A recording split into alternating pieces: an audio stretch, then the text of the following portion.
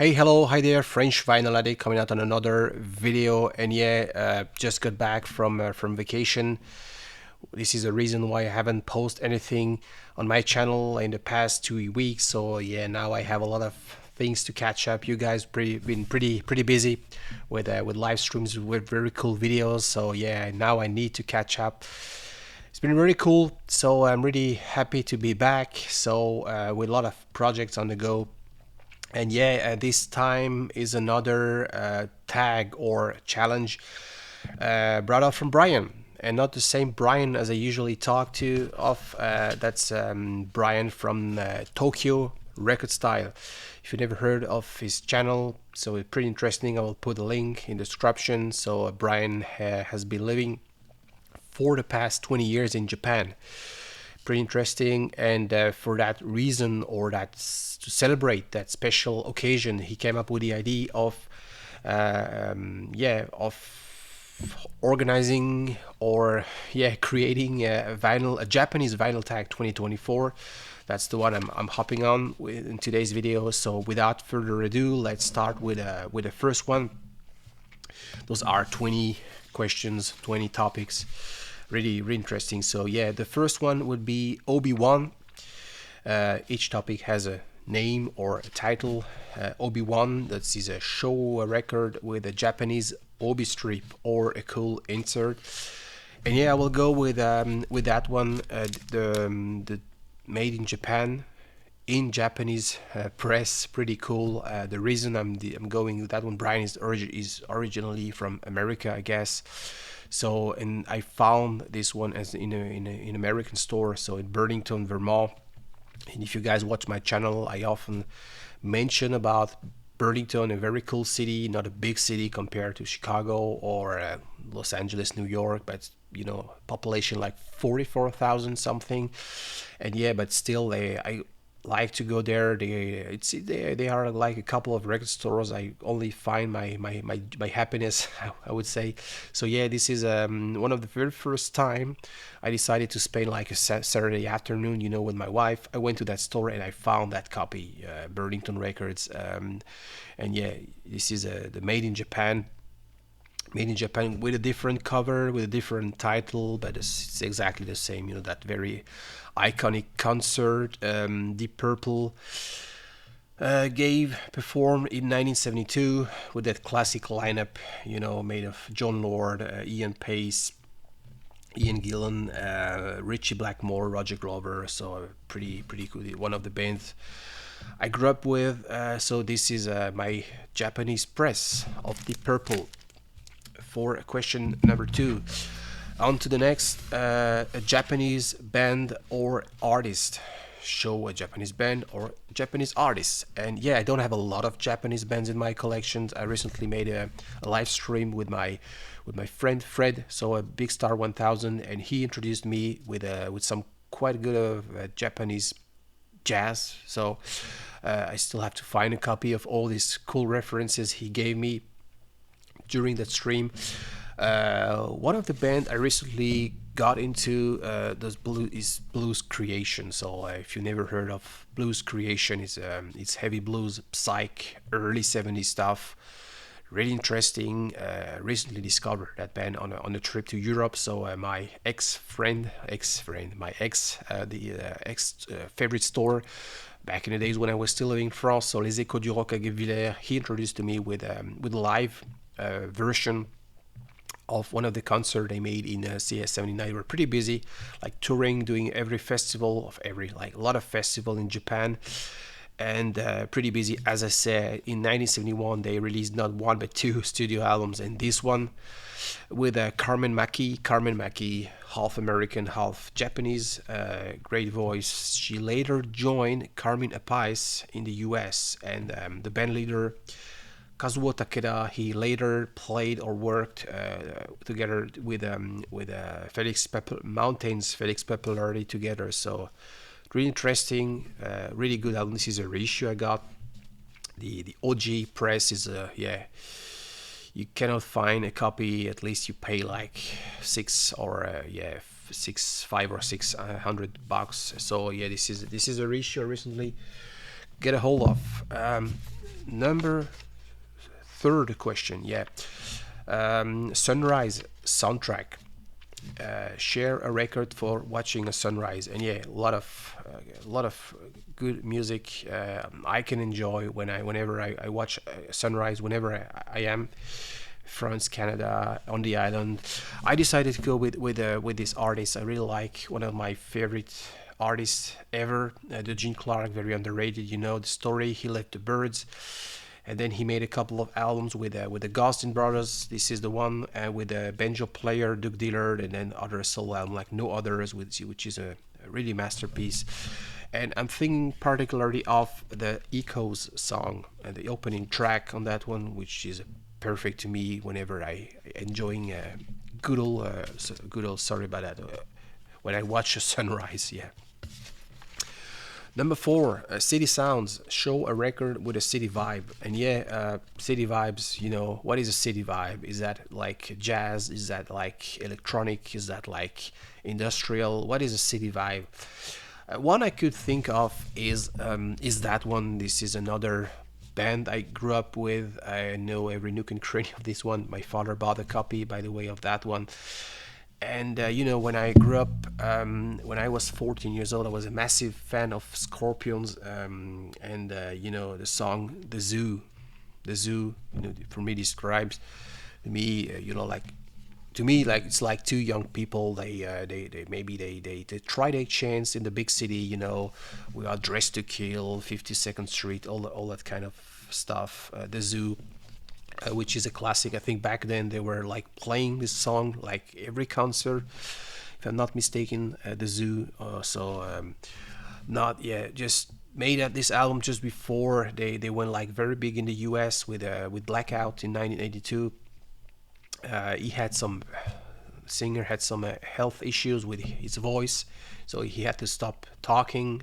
So was like it was a very tough time, so they just came back with Blackout, and the rest is history. But yeah, this is the late 70s. Good as Scorpions, not my favorite era, as I said. I prefer Uli Roth era, but yeah, it's still interesting. Okay, number five, show a record that quiets your mind. So this is the Zen Listen section or topic, fifth topic. And yeah, Fedra. Yeah, this is truly a journey, a voyage to the North Pole. You close your eyes and it quiets your mind pretty easily. I don't have a lot of their albums, by the way. This is they change so many times, like the line. They have so many different lineups, but a classic by Tangerine Dream. This is Fedra. Number six, Go Godzilla. Share a record that destroyed your music expectations and perceptions. And yeah, I don't really know knew what to choose, and finally decided to go with that one. This is not an easy listening record for sure. You can translate the title by goes like introduction to the new music with sound examples that has been cherry picked, so to say. So it's a Wergo label. It's in German. You have a lot of German talks that explain how the music evolved with the technologies, all that stuff. And these sound examples are sandwiched between the talk. So if you want to know about the where, the why, the wherefore, it gives you a little bit of the lowdown on how everything evolved, especially in 20th century. So I would go with that one. Yeah. Number 7. Now, ahead of its time, share a record that was ahead of its time. Montrose, 1973. They probably invented by accident heavy metal. Wasn't a big success. In France, they were big in France for some reason, but yeah, it didn't make big. So Sammy Hagar, singer, way years before he had joined Van Halen, Ronnie Montrose, so didn't. Had his record been released maybe 5 years later, things would have been different. But You won't do you won't make the history. You won't go back in time, and yeah. So this is the one I'm going with, ahead of its time. Number 8, Take a Walk, Man. Sony Walkman tribute, show an album suitable for dubbing to cassette for the classic Sony Walkman. I didn't have a Sony Walkman when I was younger, but I recently read a book. I had a Walkman, of course, some cheap Walkman in the 90s. I grew up with cassettes, yeah, of course, and yeah, I could think of a very interesting story. I recently read a book by David Hepworth, how the LP saved our lives, and he explained how the introduction of Walkman in the early 80s changed the deal. They were like spending much more time dubbing cassette, doing compilations, than playing on actual records, and this was like around 1981 something. So for that reason, I decided to go with it. An album, and it's a Japanese press, so that's a bonus. And yeah, so that this one, so released in 1981, a classic album by Orchestral Maneuver in the Dark, one of my favorite, by the way. I can totally imagine listening to that one in my Walkman in 1982. Promise is a brilliant track. Yeah, my favorite, massively inspired by Kraftwerk, as you know, which is a perfect transition because the next one is a Kraftwerk album.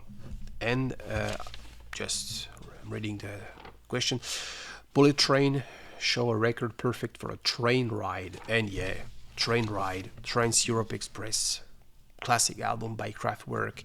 The reason I decided to go with that one is because I spent a lot of time in Germany, maybe 15, 16 years ago. Back in the days, I was working for a company, so I got often to travel all across Germany.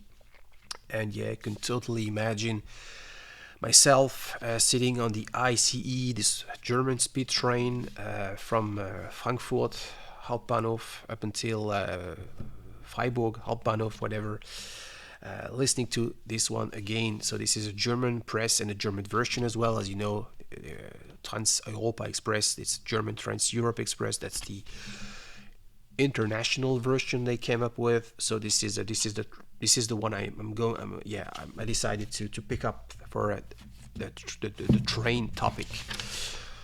Next one, this is the 10th questions, lost in translation. Share a record that takes you to a different world. And yeah, to a different world. This one, of course, obviously, when I was very very into classic rock stuff, and gently discovering the prog rock, I was happy I could rapidly get a hold of this copy, just to and it took me to a different world. Obviously, prog, and I like to think it's not only about prog rock. Of course, it paved the way, definitely. Was it the first ever prog album? Who knows? Or we can talk about that, a little bit later. I will start a 5-hour streams, and we can talk about that. But it has so many other elements on that one, like jazz or ambient. So it's not only about prog and or folk or whatever, or jazz, but it definitely took me to a different world. So this is in the Court of Crimson King by an observation by King Crimson. The next one is number 11, Live at the Budokan. Show any record recorded live. And I will go with the very first album I bought when I moved to Canada. First stop, Phonopolis, that's the store in Montreal, and this has been was on my list for years, on my want list. So, and I wanted to have an OG copy, not a reissue, something stuff, and they had Canadian press. Johnny Cash, the famous concert he made it at the Folsom Prison in 1968. When you listen to that record, you close your eyes, you can really feel what was happening. This guy on a small stage, sweating, playing guitar, the jail people like watching, and I need a glass of water, and it's a live performance, live captured without any doubt. So this is the one I'm going with. Next question, number 12. Vinyl bar DJ, show a record to play at a vinyl bar. And okay, vinyl bar, okay, we are here in Canada, so I will go with that one. This is a moving picture, probably my favorite Rush albums, along with 2112. Why this album in a vinyl bar? It's a rock albums with synth elements. A classic is a masterpiece. The side one it does play as a greatest hit to me, definitely. So why this album at a vinyl bar? Because I like to listen to rock music. When I'm at the bar, it's me. And I'm having a beer or something. I like to listen to rock music, rock, prog rock, or heavy rock, or any folk rock, or and this one's is perfectly, to me, is perfectly suitable for to be played at a vinyl bar. Next one, Island Nation, share a record with an island vibe. And yeah, island, whenever I think of an island, I remember my honeymoon in Tahiti, French Polynesia. Beautiful experience. It costs now an arm and legs to go there, but you can still afford the records that plays the music from this beautiful place, Tahiti. Great experience, great. This is a chant folklorique tahitien, so folk song, traditional folk songs from Tahiti. A great series by Barclay, who made different series. So yeah, this is a French press I got, very clean copy. So yeah, this has definitely an island vibe. So I don't need to listen to other. Yeah, of course you can listen to Creole stuff, or from La Réunion, from Haiti, from Caribbean. Yeah, I know, but for me, island means Tahiti. So this is the one I'm going. Monsoon season, share a record for a rainy day. Rainy days to me means having a cup of coffee,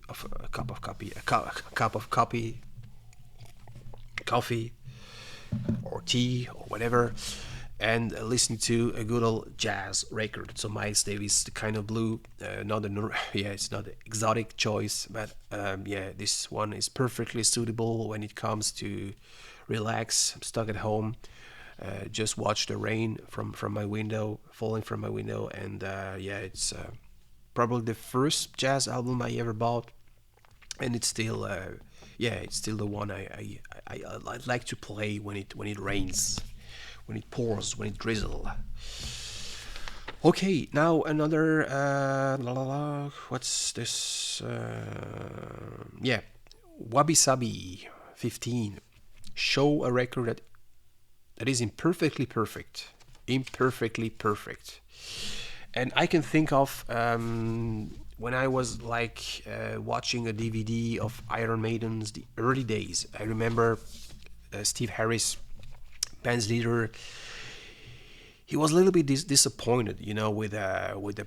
He always regrets that the production or some elements were not enough taken care of, but he said, the fans, they love this one, so who cares, or something like that. So yeah, surely it's not perfect, but they had the madness, the energy of the debut, and so it's still a good one. It's a perfect record when you're 14 years old, and when you discover hard rock, heavy metal, new wave of heavy metal, British, kind of stuff.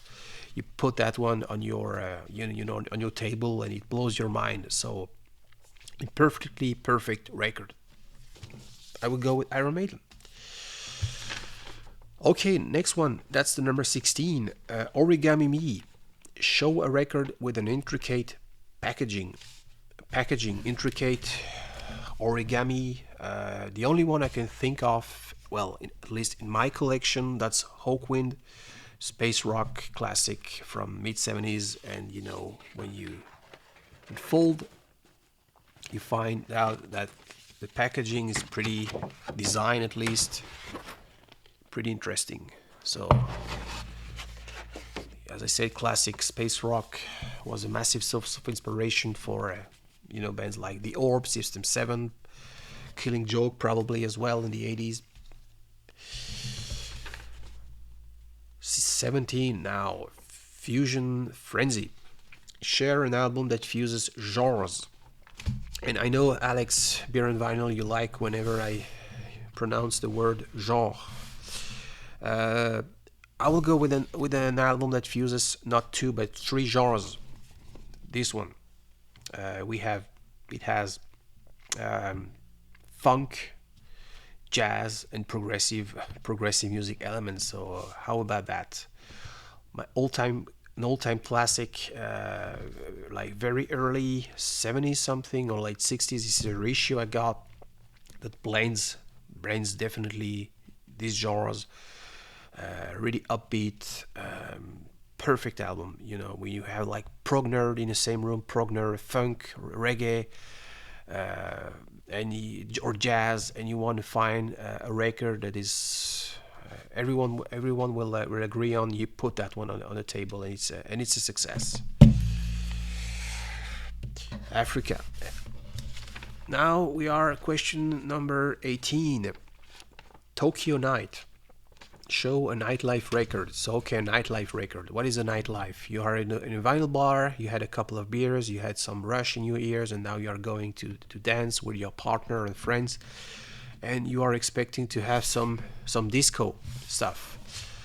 So the disco, I don't have. I used to be a massive fan of disco when I was 14 years old. This copy was purchased by my mother. She bought that very copy when she was young, and I don't like, I'm not a huge disco freak, to be honest, nowadays, but this one I can still enjoy. She had something in her voice. Knock on wood, of course, is a cover version, but I still like this kind of disco, and this is what a nightlife is all about. Going with the clubs, dancing with friends, and enjoying a good time. Disco. Number 19. End of the day. Show a record to play at the end of a busy day. A busy day, to me, could have go with a jazz record, but I already had one, so I'm going with this one. And by the way, you can find a copy of that one pretty much everywhere for less than $10. So very affordable. Vangelis or Vangelis, I don't know how to pronounce correct in English. In French we say Vangelis, but it's not even French, it's from Greeks. Originally Vangelis Papatanasiou. L'Apocalypse des Animaux, only the song, the track, La Petite Fille de la Mer,